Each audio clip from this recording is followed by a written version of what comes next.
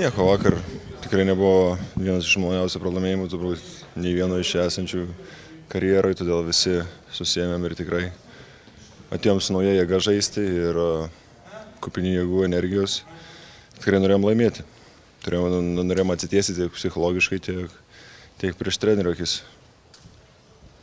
Liko vienos rungtynės visame pasiruošimo cikle, jeigu trumpai galėtum apibūdinti, kokiu jausmu baigėt pasiruošimą?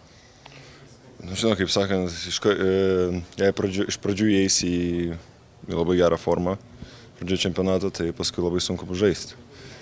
Tai aš manau, mes vis dar esam toj stadijoje, kai įeidinėjom į tą formą. Ir manau, svarbiausia būtų ant ketvirtfinalio aukščiausiai formai. Tuo pačiam šios rungtynės buvo vienas sėkmingesnių. Geriau jautiesi, kai starte pradedi? Man nėra iš tikrųjų svarbu, kai aš starte ar ne. Esmė yra, kai mes visi žaidžiam, visi šiandien dalinamės kamuoliais, nebuvo taip, kad po vieno paso kažkas meta, žaidėm kaip komanda, tai yra pagirtina, šaunu ir visi palaikė vienas kitą ir tikrai buvo visai kitaip žaisti, maloniau žaisti. Tau irgi dabar, kai paskelbtas galutinis 12-ukas, patenki į rinktinę.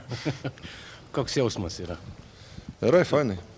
Fainai, visada džiugu kažką pasiekti tokio sėkiai ne vieną kartą ir džiaugiuosi dėl savęs. Galima tai pavadinti svajonės išsipildymu?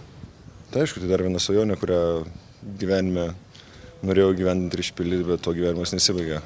Dar daug jų liko priekį. Kokia sekanti? Čia jau mano svajonės bus. Negalima sakyti. Negalima sakyti, jo svajonės yra svajonės, neįsipildo. Sveiki.